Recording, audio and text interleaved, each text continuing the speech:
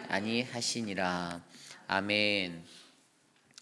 하나님 나라의 가치를 아는 자라는 말씀의 제목으로 함께 말씀 나누겠습니다.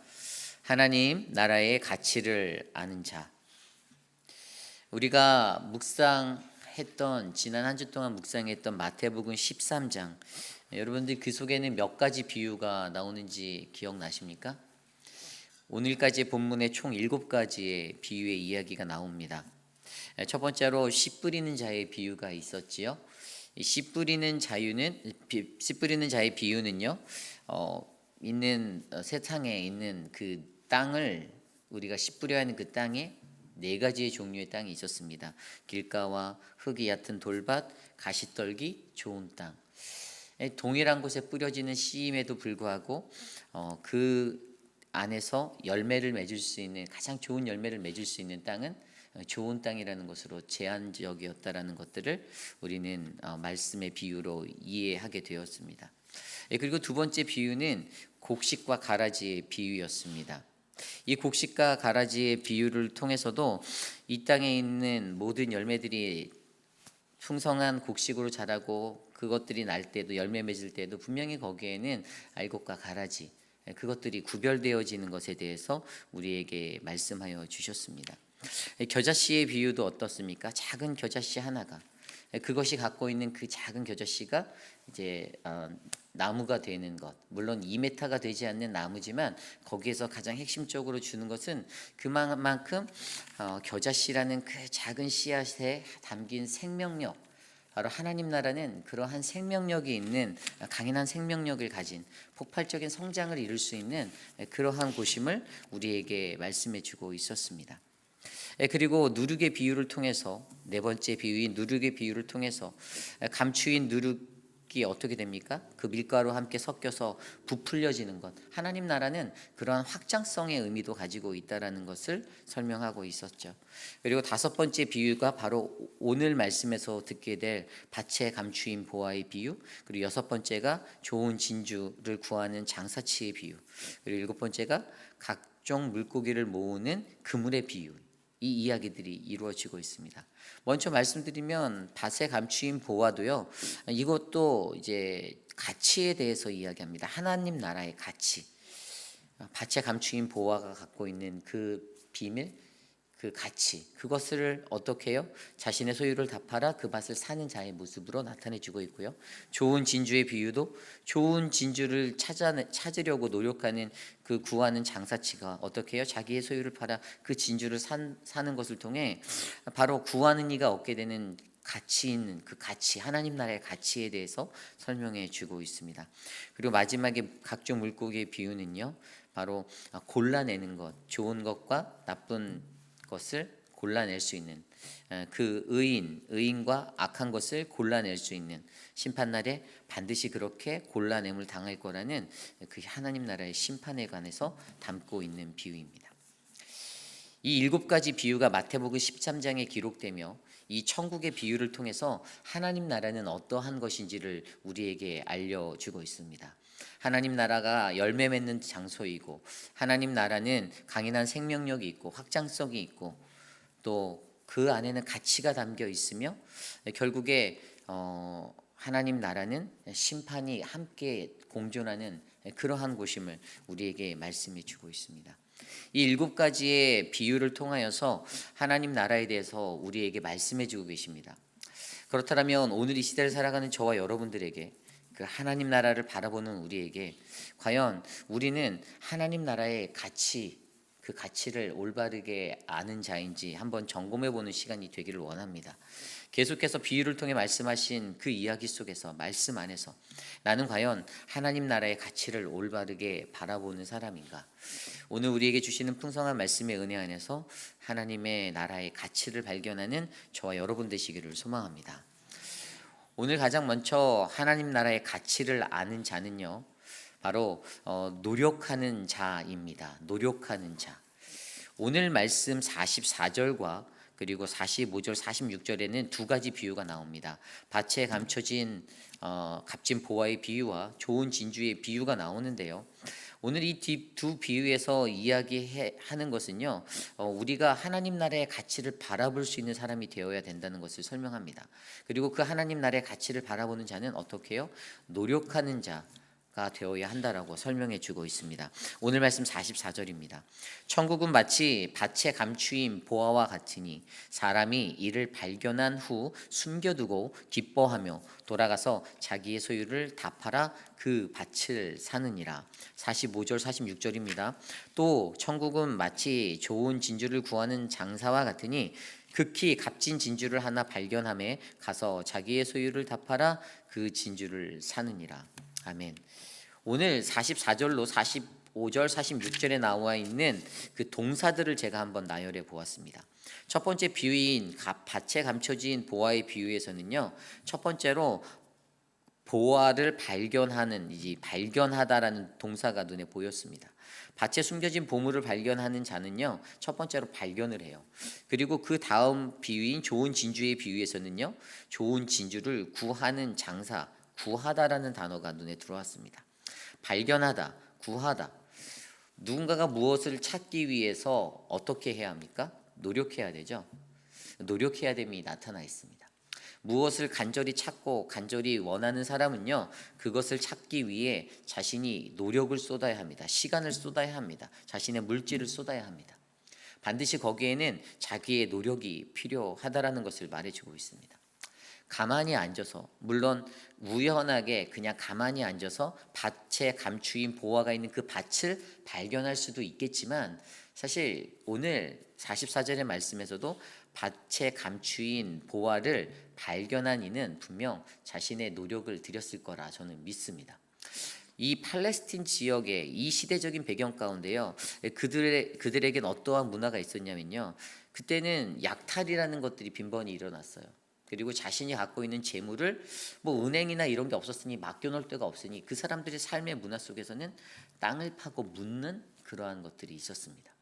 그래서 그들의 삶 가운데서는요, 밭에 감추인 보화의 이야기가 그렇게 어색하지 않았어요. 자신에게 가치 있는 것, 귀중한 것은 어떻게 했을까요? 땅을 파고 묻었겠죠. 그리고 오늘 이 밭에 감추인 보화의 비유는 그렇게 가치 있는 것을 발견한 자가 어떻게 해요? 발견한 자가 기뻐하며 그것을 숨겨둔 뒤에 기뻐하고 돌아가서 자기의 소유를 팔아 그 밭을 산다라고 말하고 있습니다.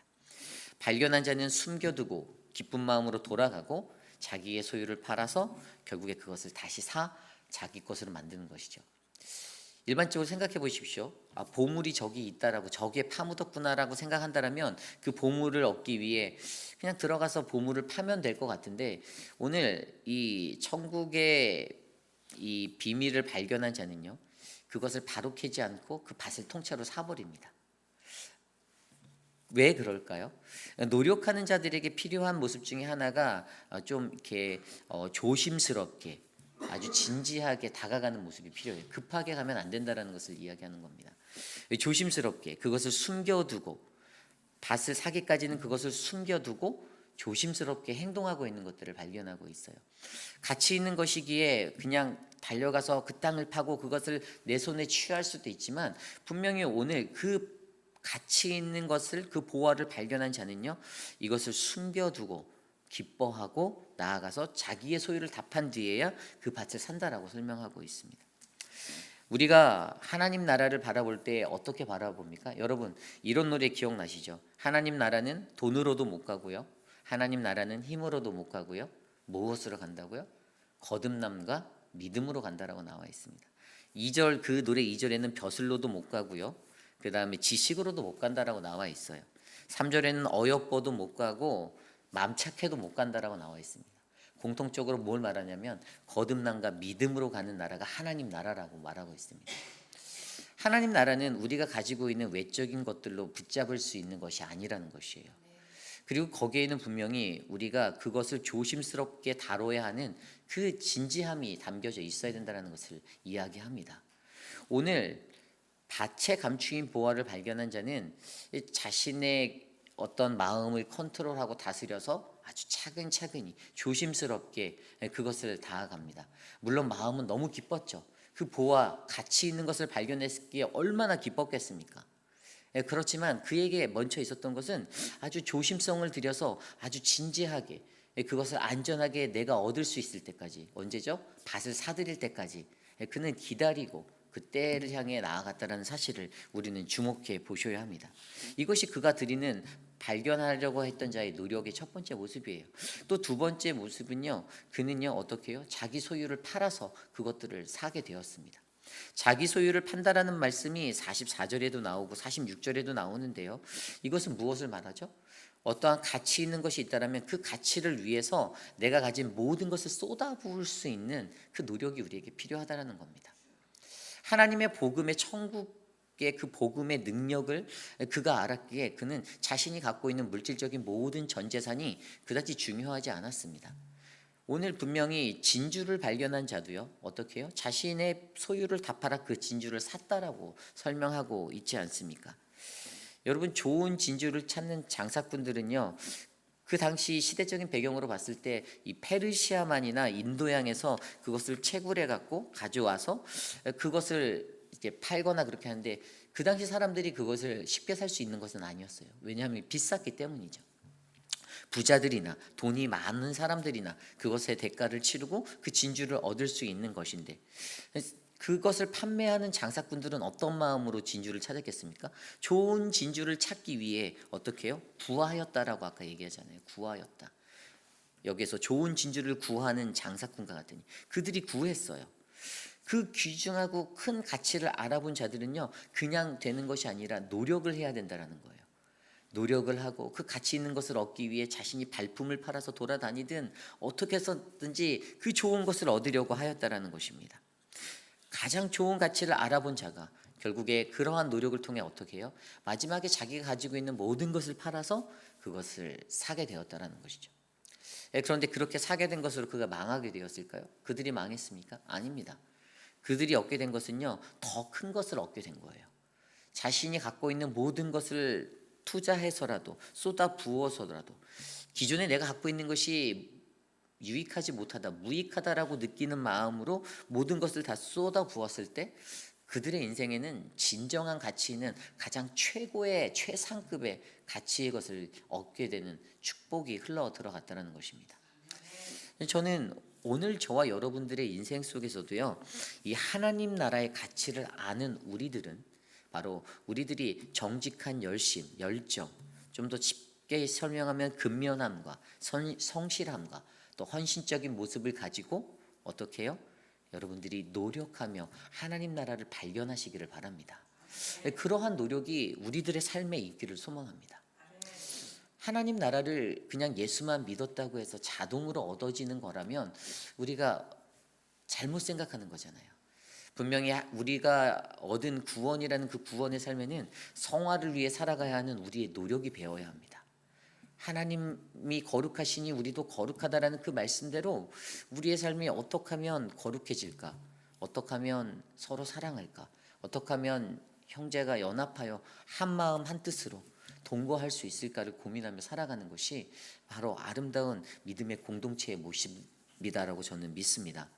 그러기에 오늘 이 자리에 계신 저와 여러분들이 신중함을 가지고 자기 소유를 다 파는 근면 성실함의 노력함의 모습을 가지고 하나님 나라를 발견해 가시기를 원합니다. 이것이 오늘 말씀의 첫 번째, 하나님 나라의 가치를 아는 자는 바로 노력하는 자여야 한다라는 것입니다. 오늘 말씀의 두 번째, 하나님 나라의 가치를 아는 자 두 번째는요, 바로 가치를 구별할 줄 알아야 한다라는 것입니다. 가치를 구별할 줄 알아야 한다. 오늘 말씀 47절부터 나오는 이야기 보면요, 또 천국은 마치 바다에 치고 각종 물고기를 모는 그물과 같으니 그물에 가득함에 물가로 끌어내고 앉아서 좋은 것은 그릇에 담고 못된 것은 내버리느니라. 아멘. 이렇게 말씀하고 계십니다. 그 당시 갈릴리 바다에는 약 22종 이상의 고기들이 있었다라고 합니다. 어종들이 있었대요. 그런데 그 어부들이 나가서 그곳에서 고기를 잡으려고 그물을 던져서 걸려 들어오는 그 많은 것들을 다 취하는 것이 아니라 어떻게 해요? 그들 안에서 좋은 것, 나쁜 것을 구별해냈다라고 합니다. 무엇이 좋은 것이고 무엇이 나쁜 것입니까? 이것이 굉장히 중요한데, 좋은 것은 가치 있는 것이에요. 그리고 나쁜 것은요, 무가치한 것이겠죠. 어부가 보았을 때 이것은 A급의 상품이야라고, 그리고 이것은 팔지 못하겠는데라는 그러한 상태의 것들로 구별이 될 수 있었겠죠. 어떠한 유형에서든지 그런 구별이 일어났다라는 것입니다. 그들이 던지는 것이 무엇이었죠? 그들이 바다를 향해 그물을 던졌습니다. 여러분, 성경에서 그물은 무엇을 의미할까요? 성경에서 그물은요, 바로 교회를 상징합니다. 교회를. 시편 66편 10절에서 11절 말씀에 보면, 하나님이여 주께서 우리를 시험하시되 우리를 단련하시기를 은같이 단련함같이 우리를 끌어 그물에 걸리게 하시기에 하려고 어려운 짐을 우리의 허리에 메워 주셨도다라고 말하고 있습니다. 이 그물이 상징하는 것을 통하여서 하나님께서는요, 우리를요 어떻게 해요? 단련하기 원하세요. 그리고 그물을 던져서 그물에 걸리게 하시려고 우리가 짊어진 그 모든 것들을 허리에 메어 주셨다고 합니다. 하나님의 손에, 하나님의 그물에 걸리기 위하여서 하나님이 그물을 던져 놓으셨어요. 그리고 우리가 그 그물에 걸려야 하는 자들인데, 사실 그 안에서 우리들이 어떻게 해요? 나뉘어진다는 거예요. 우리의 가치가 구별되어진다는 겁니다. 어떠한 자의 가치는 굉장히 가치가 높은, 어떠한 자의 가치는 그다지 유익해 보이지 않고 무익한 그러한 가치의 존재로 구별되어진다라는 사실을 우리는 기억하셔야 됩니다. 그런데 하나님이 성도들로 하여금 모인 공동체, 이 교회 안에서 하나님이 이 교회라는 그물을 쳐놓으셨어요. 우리가 걸려있는, 우리가 생활하는 이 교회라는 공동체 안에서도요, 어떻게 해요? 어떤 것이 좋은 것인지 어떤 것이 나쁜 것인지 분명히 그 구별이 있다라는 것입니다. 그리고 하나님 나라를 올바르게 알고 그 가치를 아는 자의 눈에는요, 어떻게 해요? 바로 이 무엇이 가치 있는 것, 좋은 고기인지, 무엇이 무가치한 것이 나쁜 것인지를 그 분별해낼 수 있는, 구별할 줄 아는 그 지혜가 있어야 한다는 것입니다. 다 똑같지 않다라는 거예요.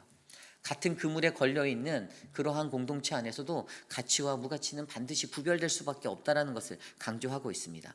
그리고 그것을 49절 말씀에 뭐라고 표현합니까? 세상 끝에도 이러하리라. 천사들이 와서 의인 중에서 악인을 갈라내어 풀무불에 던져 넣으리니 거기서 울며 이를 갈리라. 아멘. 세상 끝날에도, 마지막 날에도 의로운 사람 중에 악한 사람을 가려내서 풀무불에 던져지는 심판은 반드시 있을 것이니, 그러니 오늘 이 공동체, 하나님의 그물에 걸려있는 우리 회의빌 공동체 안에서도요, 어떻게 해요? 무엇이 선인지 무엇이 악인지를 잘 분별해낼 수 있는 그 분별력이 하나님 나라의 가치를 아는 자에게 더해져 있다라는 사실을 기억해 주시기를 바랍니다. 그러기에 우리들은 이러한 분별력을 가지고 우리가 이곳에서 아름다운 하나님의 말씀과 기도와 찬양, 오늘 우리가 드리는 이 예배가 아까 장영현 집사님이 기도하셨던 것처럼 이 예배가 최고의 예배가 될 수 있도록 그렇게 우리가 집중하고 모이는 아름다운 공동체가 되기를 간절히 소망합니다. 이것이 바로 오늘 말씀의 두 번째, 하나님 나라의 가치를 아는 자는 바로 가치를 구별할 줄 알아야 하는 그 구별함이 있는 자입니다. 오늘 마지막으로 하나님 나라의 가치를 아는 자 세 번째 모습은요, 영적 이해도를 높이는 자입니다. 영적 이해도를 높이는 자여야 합니다. 오늘 말씀 51절 이후의 말씀에 보면요, 이 반응에 관한, 선택에 관한 반응의 모습이 나와 있어요. 어떻게 선택할 것인가. 하나님의 말씀으로 선포되어진 이 비유의 이야기들 가운데 천국의 하나님 나라의 제자된 서기관에 대해서 이야기하는 장면이에요. 51절에 예수님의 사람들에게 이렇게 물어봅니다. 제자들에게 이 모든 것을 깨달았느냐 하시니 대답하되 그러하오리라. 그러하오리다. 한쪽의 반응은 그렇습니다, 이해했습니다. 이 이야기는 어떻게 이해할 수 있죠? 앞서 13장에서 말씀하신 7가지의 비유를 다 이야기하시고 너희들 하나님 나라의 가치에 대해서, 하나님 나라에 대해서 이해했지? 이렇게 물어보는 거예요. 그런데 제자들의 반응은 네, 그렇습니다. 근데 그렇다라는 단어를 잘 살펴봐야 돼요. 이 그렇다라는 것들이 그들이 정말 100% 다 언더스탠 하였을까요? 예수님의 제자들이 그 하나님 나라를 다 깨달았습니까? 아니요, 그렇지 않았어요. 여기에서 나오는 그러하오리다라는 이 단어는요, 그냥 자기 스스로의 확신에 찬 멘션이에요. 그들 스스로 인간적으로 나오는 뭐 이해한 것 같아요, 이해했습니다라는 자기 스스로의 확신입니다. 강한 자부심적인 대답이에요. 왜냐하면 그걸 어떻게 알 수 있냐면 이후에 마태복음 15장에 가면요, 예수님한테 이들은 너희들은 어리석다라는 책망을 또다시 듣게 되어져 있어요. 그들의 삶 속에서 이 하나님 나라의 확신이 있었다라면 그들의 삶이 정말 견고한 믿음으로 계속 유지되어지고 잘 진행되어야 하는데 그러지 못했다라는 거예요. 마지막에도 예수님을 떠나는 제자들이 되었잖아요. 그래서 오늘 이들이 그러하오리다라고 반응은 하였지만 뭐 어쨌든 이 반응의 결과적인 것들을 따져보지 않고 오늘 이 자리에서 나오는 문자적인 거로 봤을 때 그래도 그 예수님의 비유를 듣고 긍정으로 반응하는 자들이 있구나라는 것을 우리는 이해할 수 있는 것이죠. 반면에 배척하는 자들도 있었습니다. 54절 이후에 나오는 말씀을 통해서 보면요, 고향으로 돌아가사 그들의 회당에서 가르치시니 그들이 놀라 이르되 이 사람의 이 지혜와 이런 능력이 어디서 났느냐. 55절 이는 그 목수의 아들이 아니냐. 그 어머니는 마리아, 그 형제들은 야고보, 요셉, 시몬, 유다라고 하지 않느냐. 56절입니다. 그 너희들이 다 우리와 함께 있지 아니하냐. 그런즉 이 사람의 이 모든 것이 어디서 났느냐 하고, 마지막 57절 예수를 배척한지라 예수께서 그들에게 말씀하시되 선지자가 자기 고향과 자기 집 외에서는 존경받지 않음이 없느니라 하시고. 아멘. 분명히 57절 말씀에 보면 예수를 배척했다라고 설명하고 있습니다. 배척하는 자들이 나옵니다. 동일한 말씀이 들리고 동일한 말씀이 선포되었음에도 그들에게는 의심이 가득합니다. 이 사람의 지혜가 어디서 났니? 이 사람이 우리가 아는 그 사람 아니니? 그냥 그렇게 생각하며 오히려 배척하게 되었다는 것입니다. 배척하는 사람들, 그 사람들을 바라볼 때, 오늘 제자들의 모습을 바라보나 이렇게 배척하는 자들을 바라볼 때 우리가 중요하게 생각해 보아야 하는 한 가지는 바로 깨달음에 관한 것입니다. 우리가 하나님의 말씀들, 비유로 풀어진 말씀들을 듣고 났을 때 그것을 깨닫느냐 깨닫지 못하느냐. 물론 하나님께서는 이 비유들을 설명하시면서, 예수님께서는 이 비유를 설명하시면서 들을 게 있는 자는 듣게 될 것이고 들을 게 없는 자는 듣지 못할 것이다 라고 말씀하셨습니다. 자신의 영적으로 막혀져 있는 그러한 귀머거리 된 자들은 이것들을 분별해내지 못할 것을 미리 말씀하셨습니다. 너희들이 다 듣게는 되겠지만 그것을 아는 자는 지극히 정해져 있다라고 말씀하셨습니다. 어떠한 자죠? 영적으로 깨어나 있는 자들이 이 말씀을 받고 반응할 수 있다라고, 올바른 반응을 할 수 있다라고 설명하는 것입니다. 하나님 나라를 그냥 문자적으로 들리는 말씀으로 듣고 이해한 자는 무슨 이 비유가 뭐 그래서 어쨌다고 그냥 이렇게 듣고 흘려보냈을 것입니다.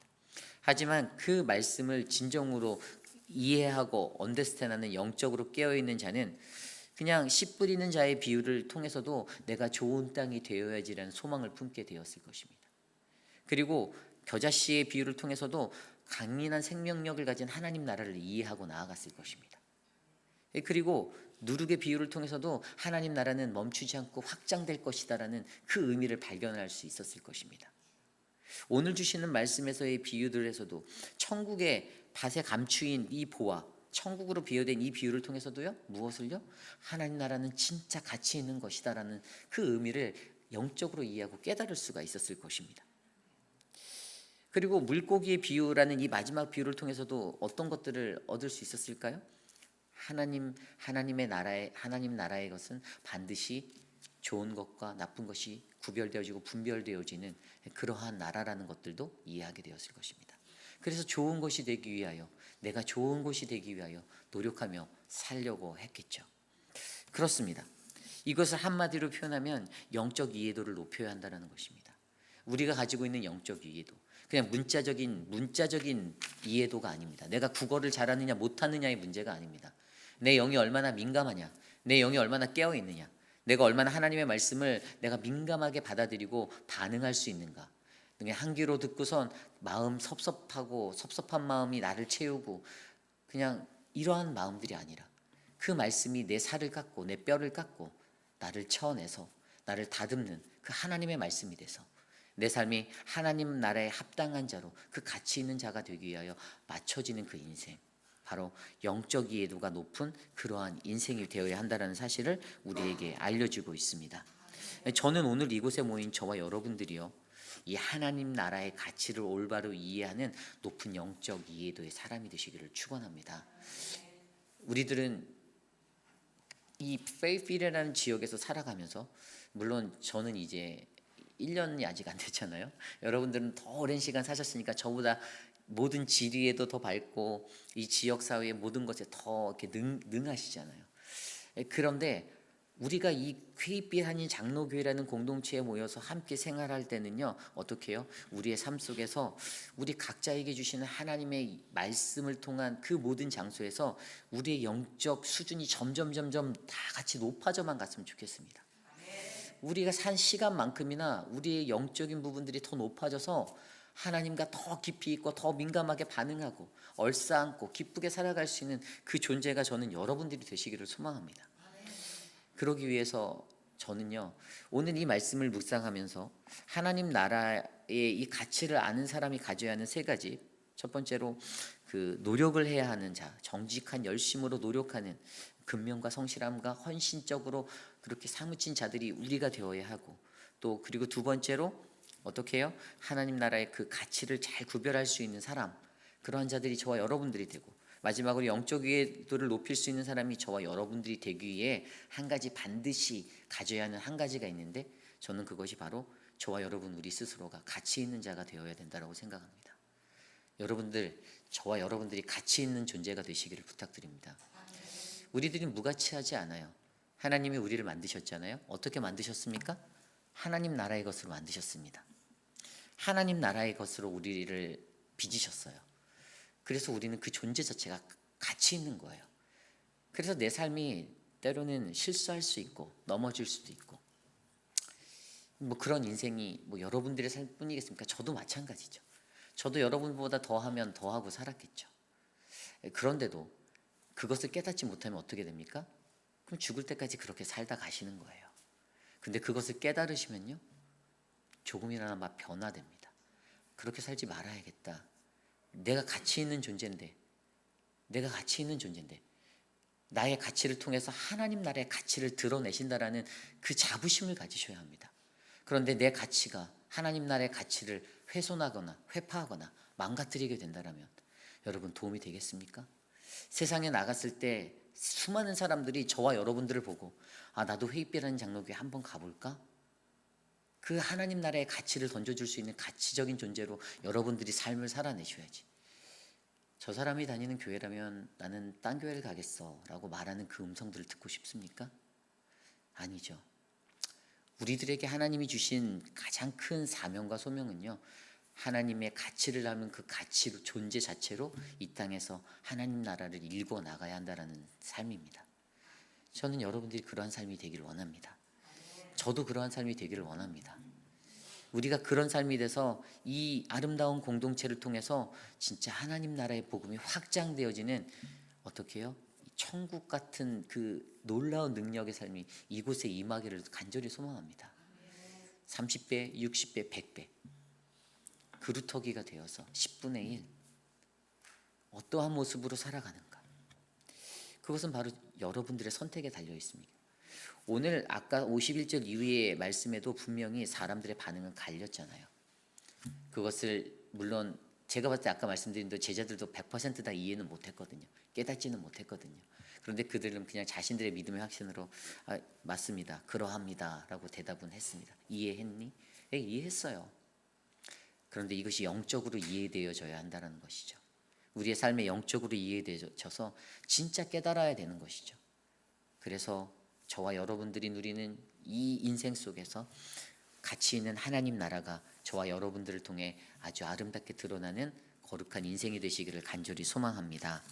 오늘 우리에게 주신 말씀을 놓고 함께 이 찬양을 드리기 원합니다. 우리가 뭐 살아가는 인생, 짧으면 짧은 인생, 그런 인생 아닌가요? 얼마 뭐 되지 않는 그 인생의 시간인데 막 아웅다웅거리면서 살아봤자 솔직히 다 지나면 부질없는 거 아닙니까? 여러분들 수많은 뭐 인생의 굴곡들을 겪고 자라셨잖아요, 사셨잖아요. 근데 그 당시 그 문제를 대할 때는 진짜 머리 아프죠.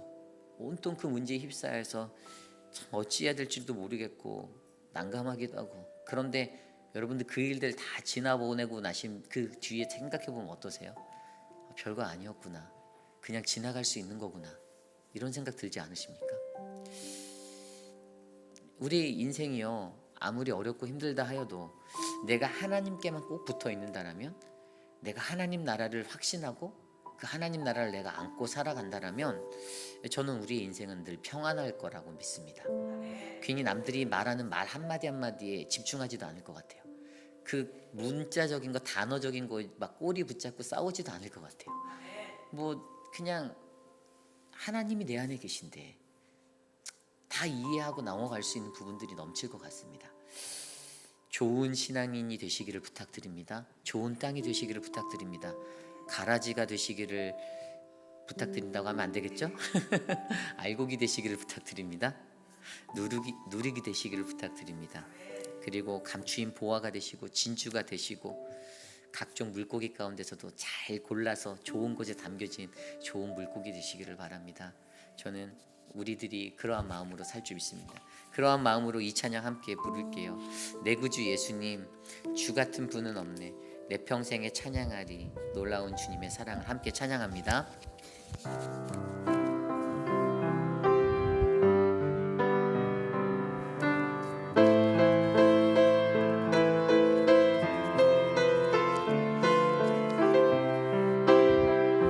내 구주 예수님, 내 구주 예수님, 주 같은 분은 없네. 내 평생에 찬양하리 놀라운 주의 사랑을.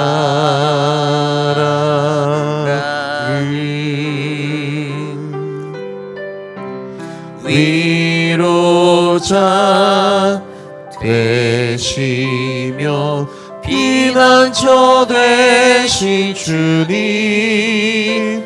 나의 영혼 온 맘 다해 주를 경배합니다.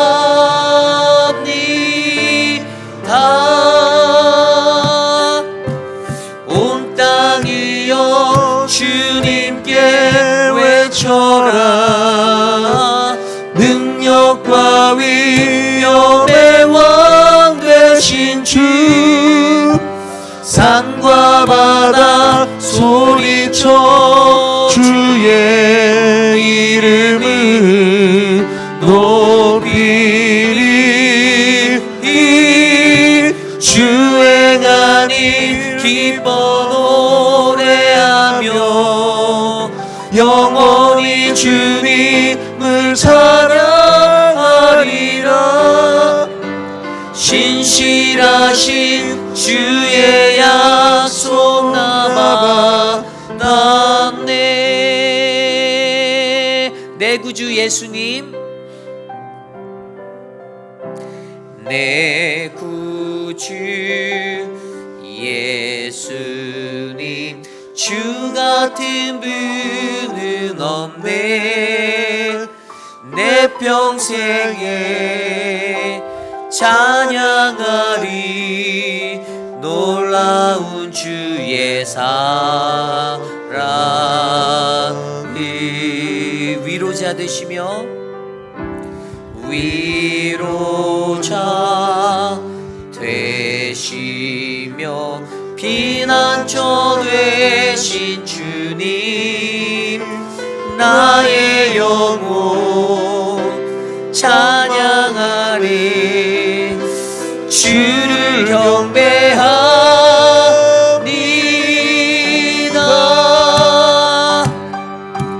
온 땅이여 주님께 외쳐라.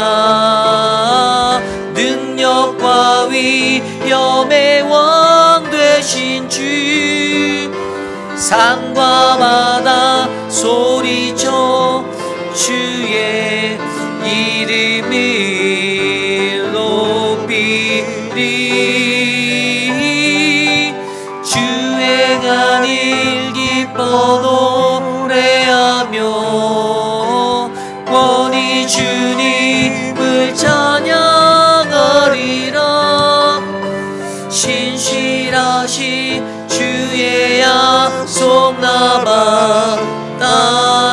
신실하신 주의 약속 나 받았네.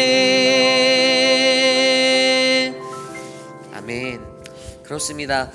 우리가 세상을 아무리 둘러보아도요, 내 구주 예수님 같은 분은 없는 것 같습니다.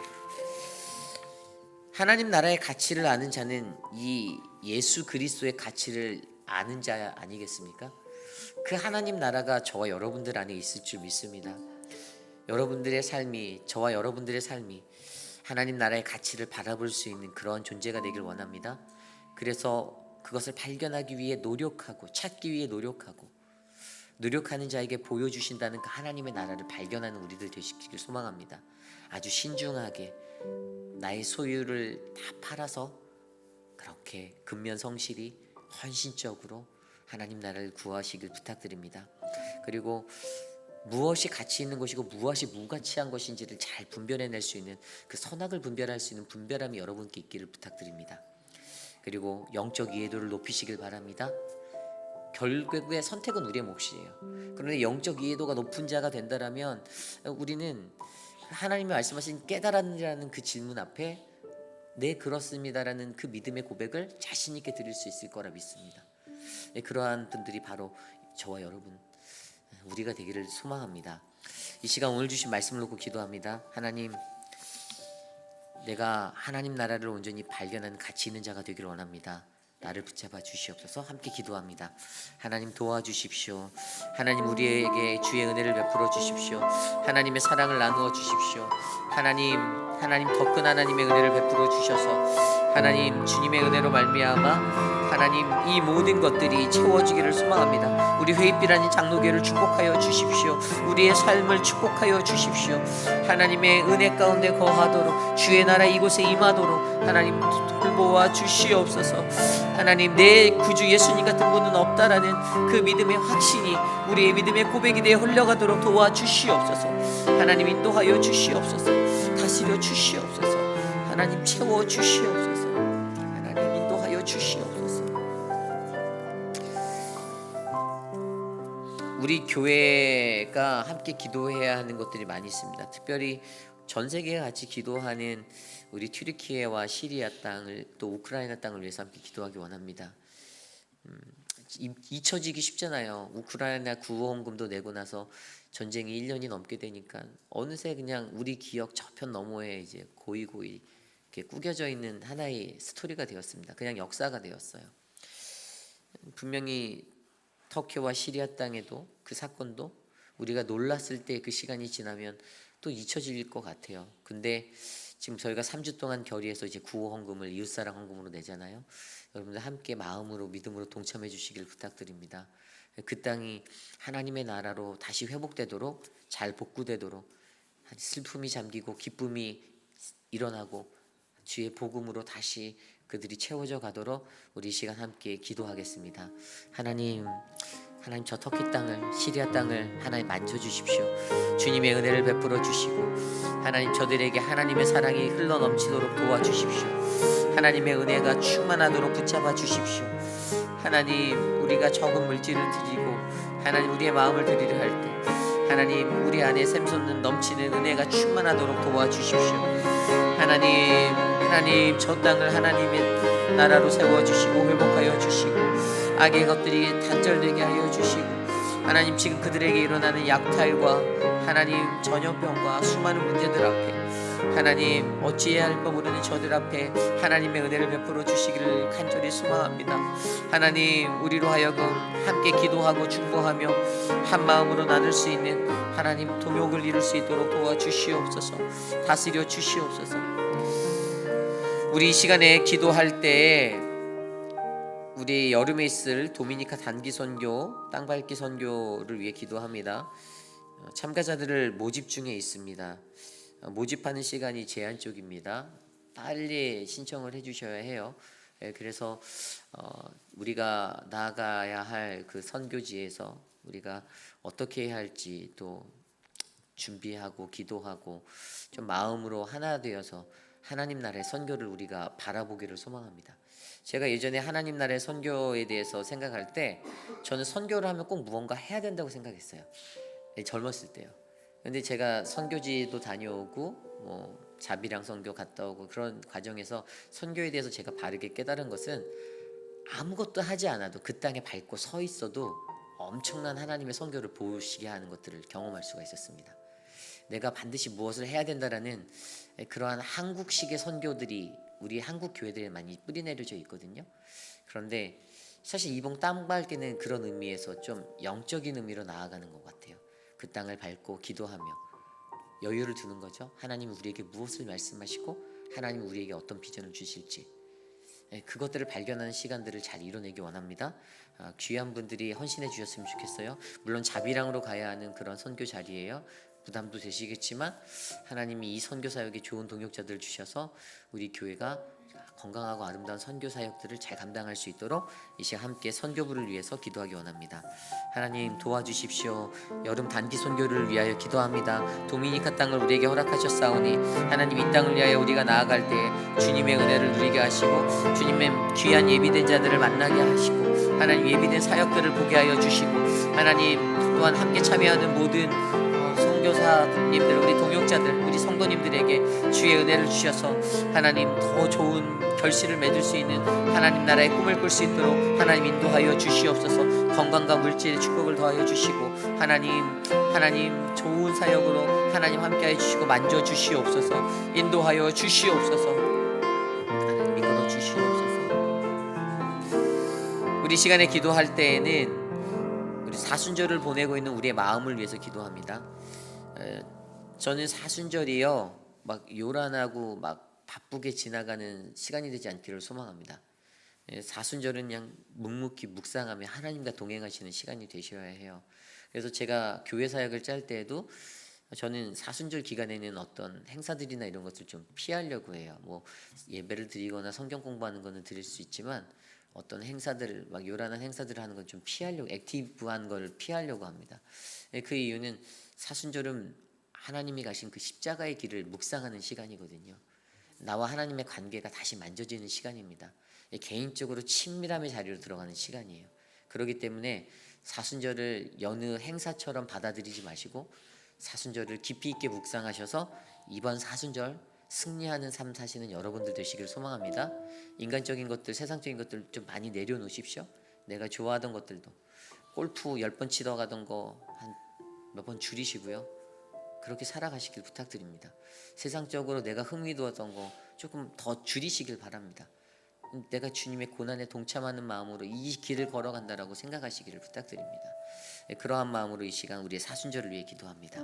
하나님, 주님의 부활하심을 바라며 나아가는 우리들, 하나님 사순절을 깊이 있게 묵상하는 우리들이 되기를 소망합니다. 주의 말씀을 가까이 주님 앞에 엎드려 기도함이 더욱 더 넘치는 시간 되게 하여 주시고 이번 사순절을 보내며 우리 회의빛 한인 장로교회도 하나님의 영성이 흘러가는 거룩한 교회로 만져주시기를 소망합니다. 새벽 예배에 더 많은 이들이 모일 수 있도록 은혜를 베풀어 주시고 함께 기도하게 하여 주시고 함께 예배하게 하여 주시고 하나님 우리의 분주함들을 내려놓고 하나님께 집중할 수 있는 주님과의 동행함의 시간이 넘치도록 하나님 만져 주시옵소서. 주님 도와주시옵소서. 주님의 은혜를 베풀어 주시옵소서. 주님 우리와 함께하는 이 시간 하나님 그 모든 것들이 우리 안에 충만하기를 소망하오니 하나님 다스려 주시옵소서. 주님 인도하여 주시옵소서.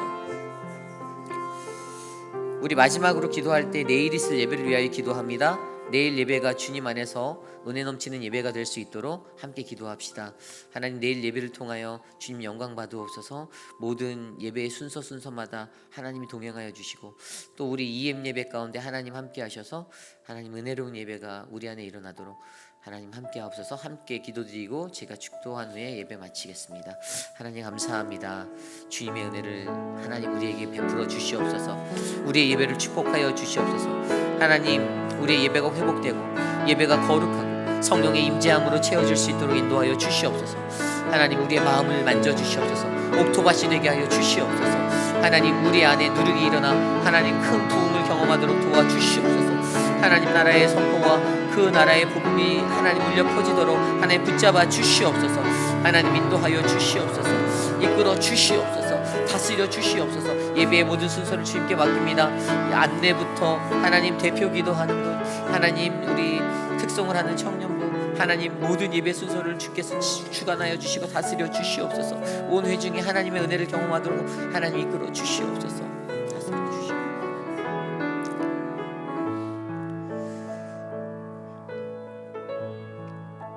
참으로 존귀하신 주님 감사합니다. 하나님 나라, 그 하나님 나라가 우리에게 있음을 하나님 우리가 고백합니다. 수많은 말씀을 들어도 하나님 내 안에 온전히 전달되지 아니하는, 하나님 나를 하나님과의 관계 속에서 하나님 막고 있는 장벽들이 있다라면 하나님 그 장벽들을 과감하게 제거해 버릴 수 있는 힘과 용기를 더하여 주시옵소서.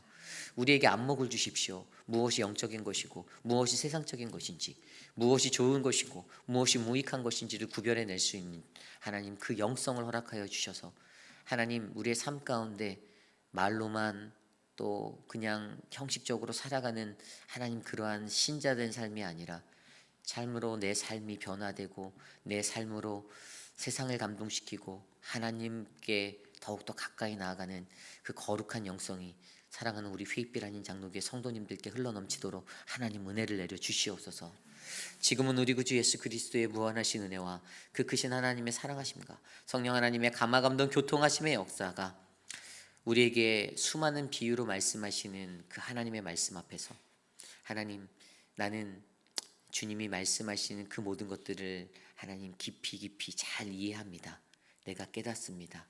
내가 변화되어 하나님 내가 그 인생 하나님 주님의 거룩한 삶으로 잘 살아보겠습니다라고 다짐하는 사랑하는 우리 휘입빌 아닌 장로교회 성도님들, 오늘 이 아침에 거룩한 주의 존전에 나와 주께 예배드리는 믿음의 권속들 머리 위에 지금으로부터 영원토록 함께 하시기를 간절히 축원하옵나이다. 아멘.